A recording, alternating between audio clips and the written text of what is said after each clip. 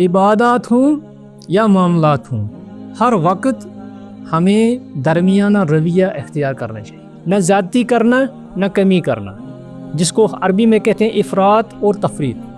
افراط میں نے کمی کرنا، تفریط میں نے زیادتی کرنا۔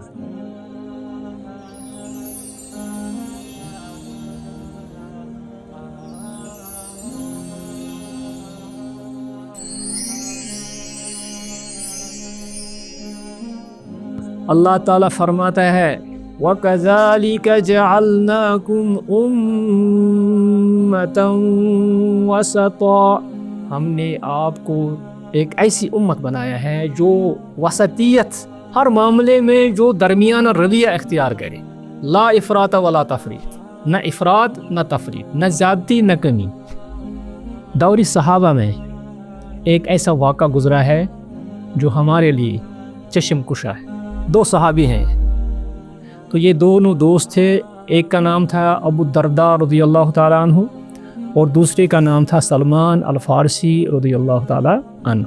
یہ جو ابو الدرداء تھے یہ بہت زیادہ اللہ کی عبادت میں مشغول ہوا کرتے تھے، ہمیشہ جب دیکھو ابو الدرداء نماز میں، اب جب دیکھو ابو الدرداء روزے میں۔ تو ایک دن جو ہے ابو الدرداء کی بیوی نے سلمان فارسی رضی اللہ تعالیٰ عنہ کے پاس شکایت کی کہ آپ کے یہ جو دوست ہیں نا، یہ ان کو نصیحت کی ضرورت ہے۔ تو حضرت سلمان نے کہا کیا بات ہے؟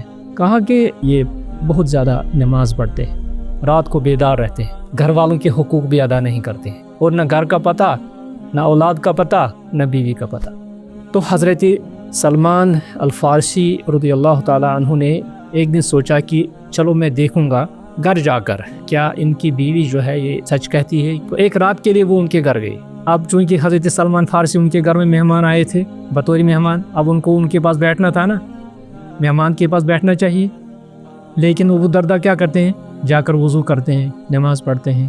اور جب سلمان فارسی رضی اللہ تعالیٰ عنہ نے یہ دیکھا تو انہوں نے حضرت ابو الدرداء کو نصیحت فرمائی۔ انہوں نے کہا یا ابا الدرداء ان لزوجک علیک حقا، بے شک تمہاری بیوی کا بھی تمہارے اوپر حق ہے، تم وہ حق ادا کیوں نہیں کرتے ہو؟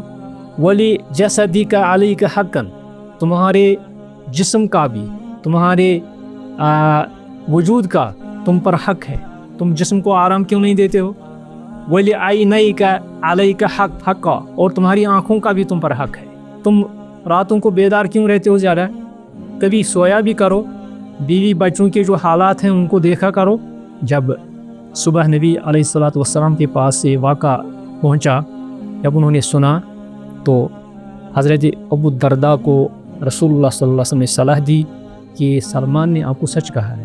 اسلام ہمیں ہمیشہ ہر کام میں بیلنس سکھاتا ہے۔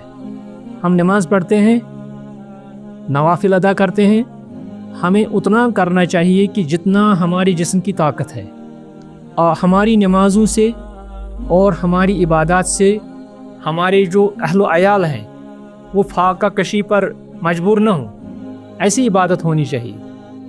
ورنہ ہم کیا کرتے ہیں؟ ہم کبھی افراط کرتے ہیں۔ افراط کا مطلب ہوتا ہے کمی کرنا، یعنی کبھی ہم 2-3 مہینے تک نماز ہی نہیں پڑھیں گے، صرف دنیا کا کام کریں گے، اور کبھی ہم 2-3 مہینے تک صرف نماز پڑھیں گے۔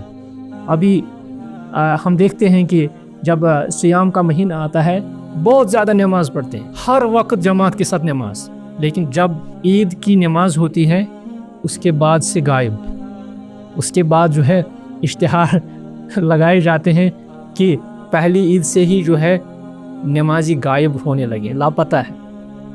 تو اس طرح سے نہیں ہونا چاہیے۔ اسلام ہمیں یہ نہیں سکھاتا ہے۔ اسلام ہمیں سکھاتا ہے اعتدال، اسلام ہمیں سکھاتا ہے میانہ رویہ، اسلام ہمیں سکھاتا ہے کہ ہمیں ہر کام میں درمیانی راہ نکالنی چاہیے، نہ افراط نہ تفریط، نہ زیادتی نہ کمی۔